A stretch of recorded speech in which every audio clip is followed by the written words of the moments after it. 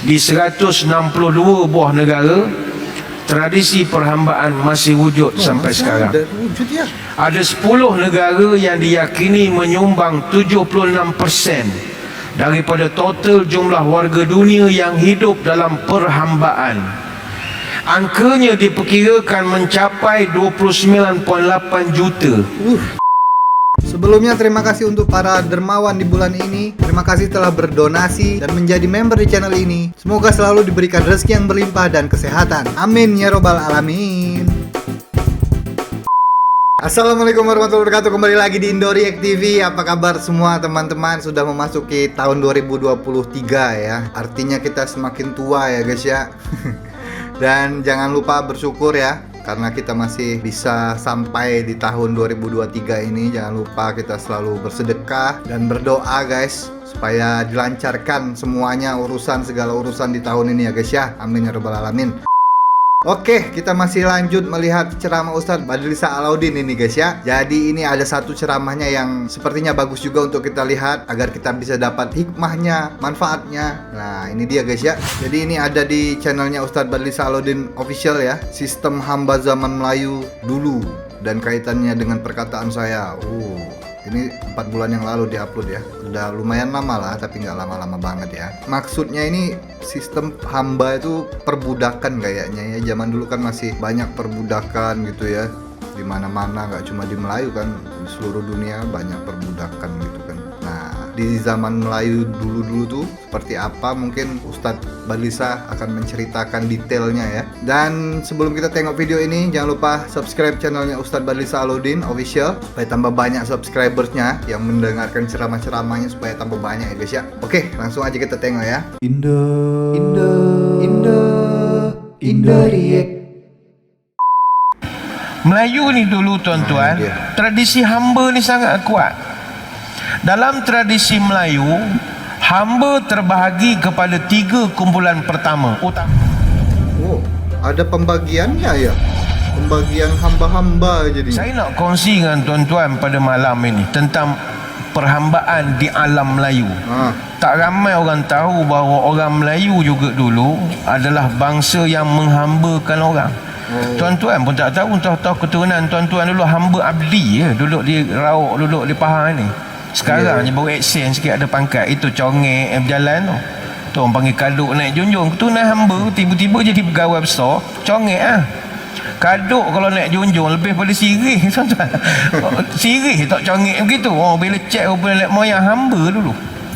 Dulu kita orang Melayu ada sistem hamba. Baik tu kita orang Melayu dipaksa oleh orang luar menggelar diri kita saya.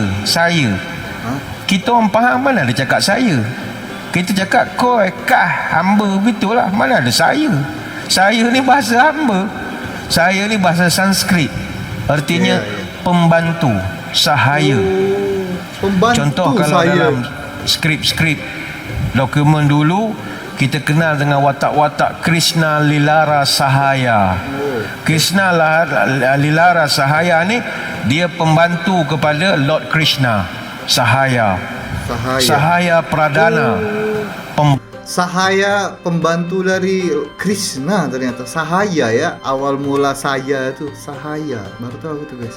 Pembantu terbaik ni dalam skrip-skrip manuskrip Hindu yang lama. Gitu. Brahmanera Sahaya. Dia pembantu kepada Brahmanas. Dia kita di Malaysia memang kalau bab agama paling banyak guna bahasa Sanskrit.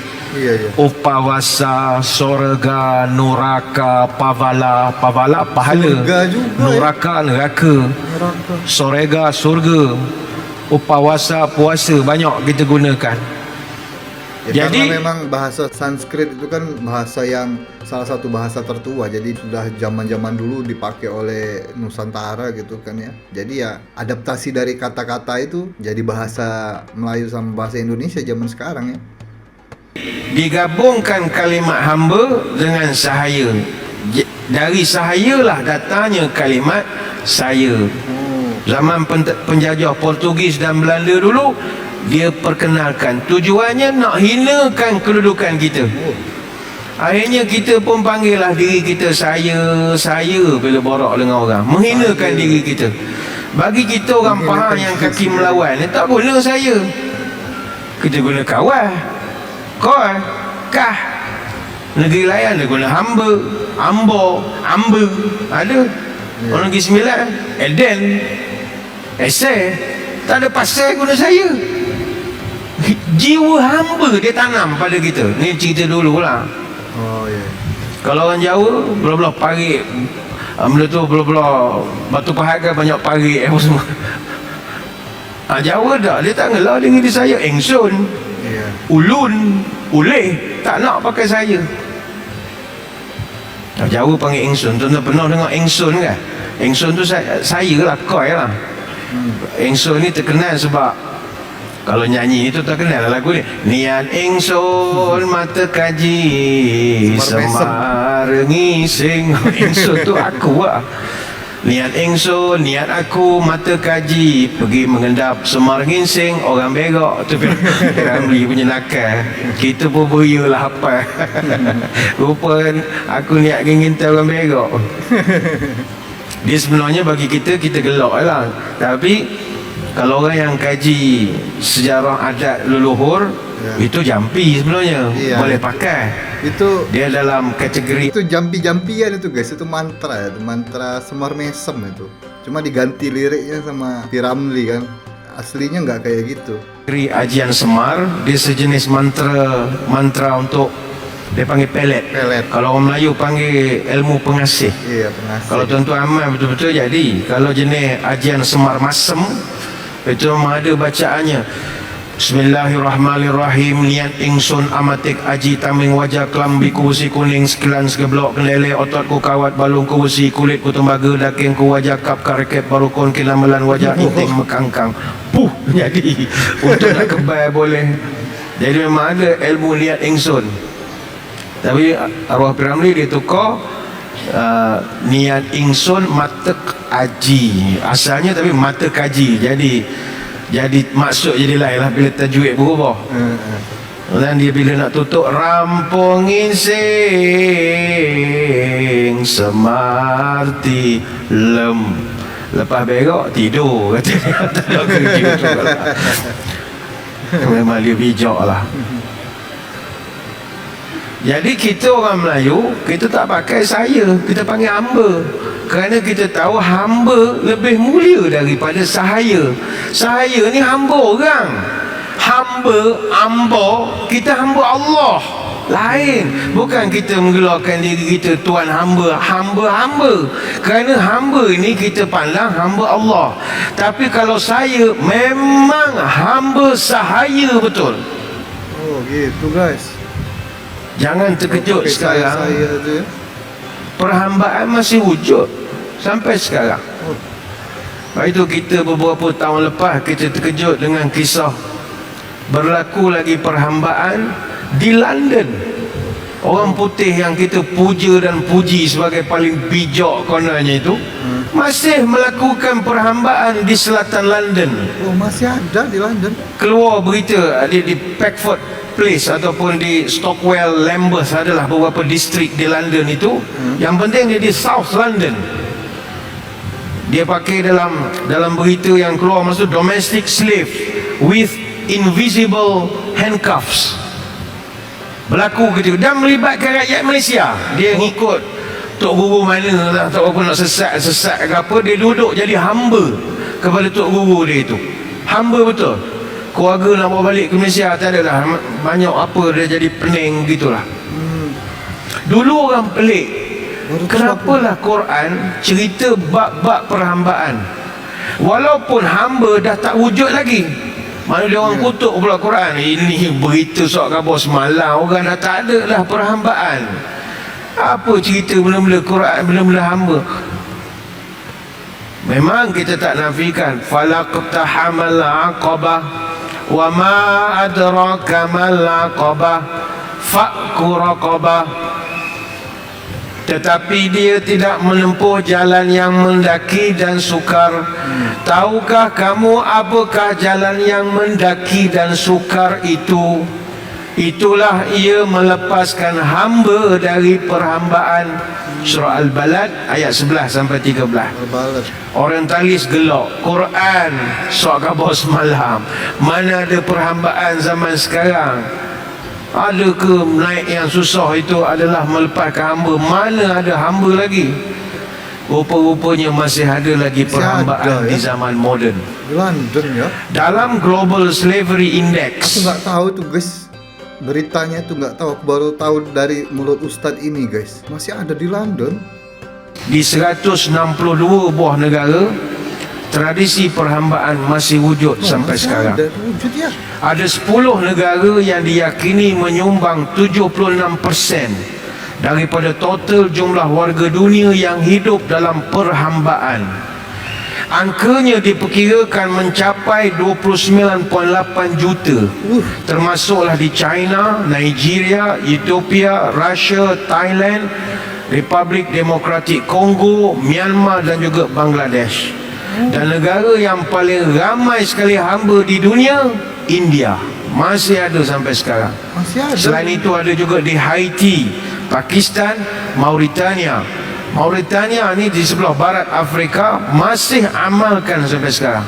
Penduduk aja hanya ada 3.8 juta, tapi hamba 150,000 orang. Masih lagi ada. Masih ya guys ya. Cuma perhambaan Okey, bentuk moden, nggak ada. dia memiliki definisi yang pelbagai. Kita panggil pemerdagangan manusia, ataupun tenaga kerja paksa, ataupun eksploitasi kanak-kanak, tapi masih sama dalam konteks perhambaan.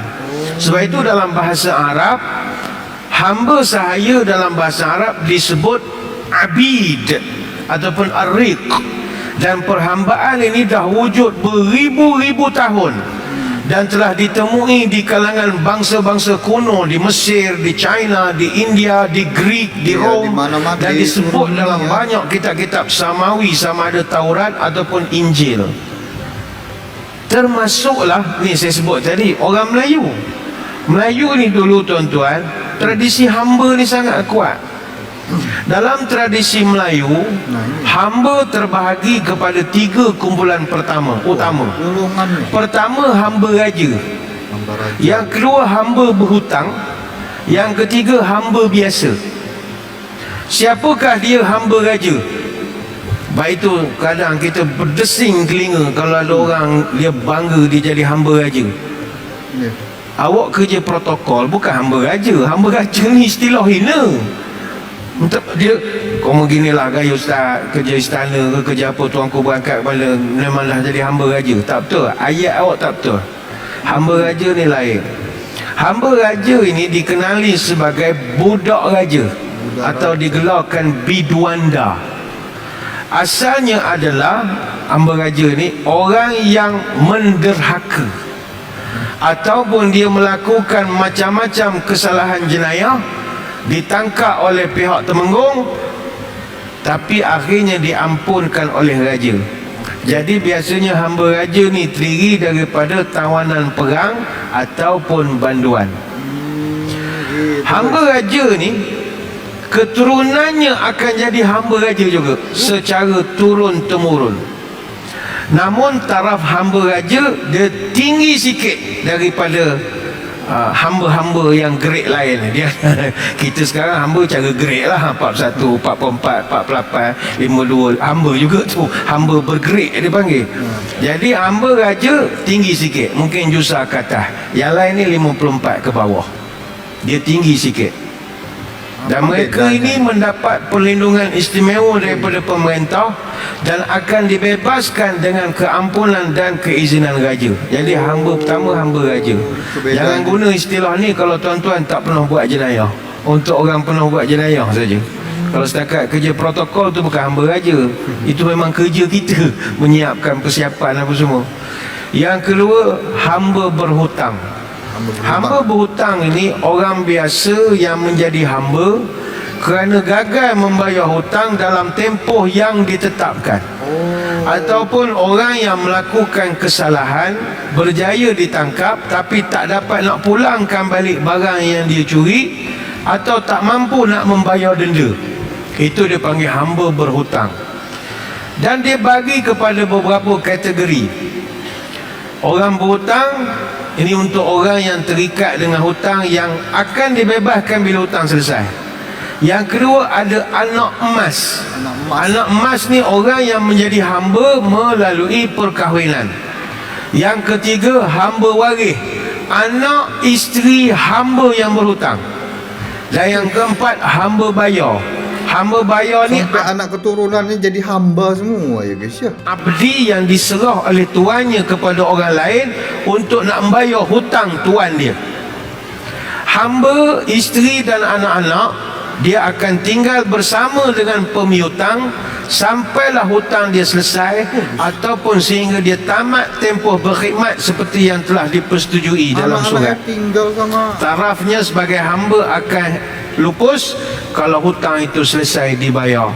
Dan mereka akan wajib duduk dengan pemiutang itu, kerjalah, cocok tanam, melombong, buat kerja-kerja rumah. Dan dia boleh dijual oleh tuannya bila-bila masa. Itu hamba berhutang. Yang ketiga hamba biasa. Hamba biasa ni golongan orang suruhan khas atau daripada keturunan hamba. Biasanya didapat melalui pembelian atau apabila berlakunya pertukaran master dia, tuan dia. Dan dia menjadi hak tuannya seumur hidup. Dan ada 3 jenis hamba biasa. Pertama hamba abdi, hamba dibeli, biduanda. Hamba abdi ni dia buat kerja berat. Hamba yang beli biasa. Kalau hamba biduanda orang suruhan yang dimiliki oleh raja. Hamba abdi ni pula kita bagi pada 6 kategori. Pertama hamba tawanan, ni tawanan perang.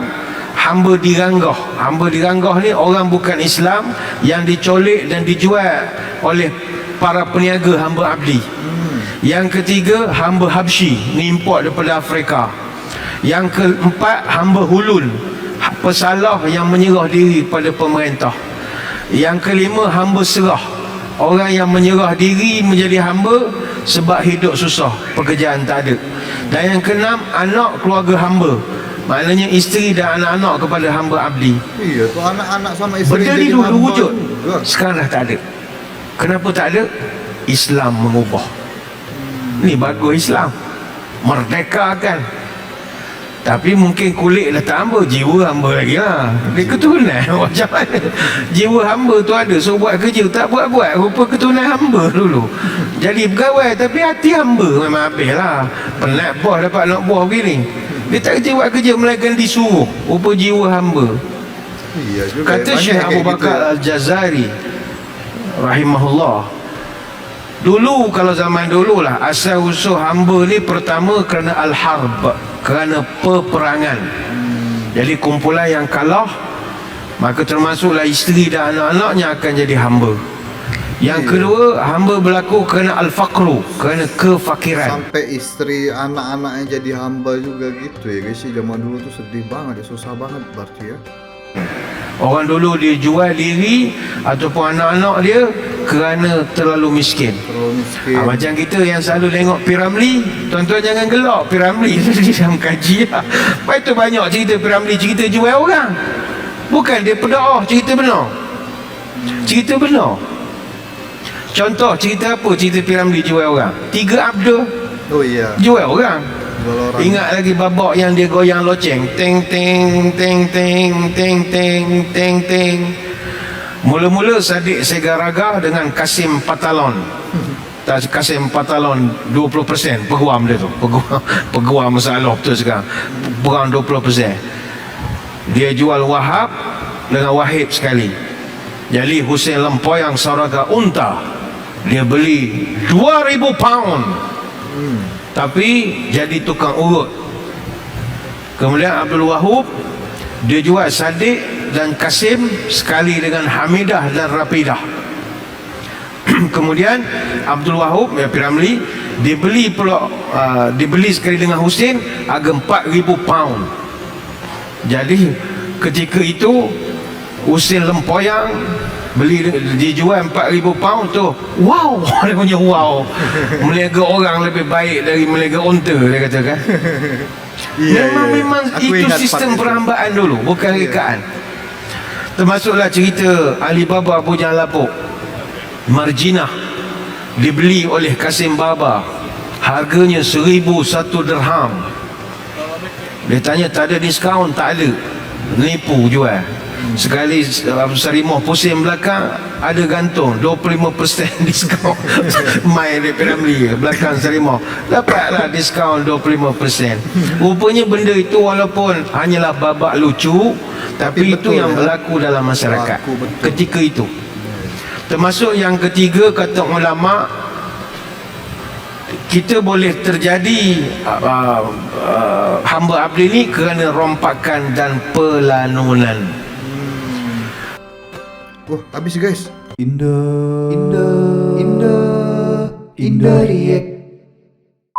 Wah, itu ceramah Ustadz yang satu ini bikin mengingat-ingat zaman dulu tuh, susahnya zaman dulu tuh guys ya, waktu zaman perbudakan, perhambaan gitu ya. Jadi kalau sudah jadi hamba sampai anak keturunannya jadi hamba terus gitu ya, jadi budak terus ya. Kasihan banget ya. Memang zaman sekarang masih wujud ya, tapi kan nggak legal kayak dulu. Dulu legal itu kayak gitu ya kan, perbudakan, perhambaan. Nah, kalau kayak zaman dulu kayaknya wah, susah banget ya. Terpikir kalau kita nggak ada uang gitu kan ya, ekonominya sulit, jadi hamba, jadi budak, dijual gitu. Semoga nggak ada lagi ya yang kayak gitu kan. Walaupun di beberapa bagian negara tadi Ustadz sudah jelaskan masih wujud hal tersebut, perhambaan, perbudakan seperti itu, cuman kan ada sistem yang masih bisa melindungi kita dari seperti itu kan. Itu masa-masa gelap banget kayaknya ya, masa perbudakan, perhambaan itu, manusia diperjualbelikan gitu ya. Wah, ini banyak banget manfaatnya guys ya. Semoga kita dapat mengambil hikmahnya, mengambil manfaat dari ceramah Ustadz Badlisa yang satu ini. So, nanti kita tengok lagi ya ceramah Ustadz yang lainnya yang best-best dari Malaysia juga. Jadi stay tune terus di Indo React TV, dan sampai jumpa lagi di video selanjutnya. Assalamualaikum warahmatullahi wabarakatuh. Bye bye.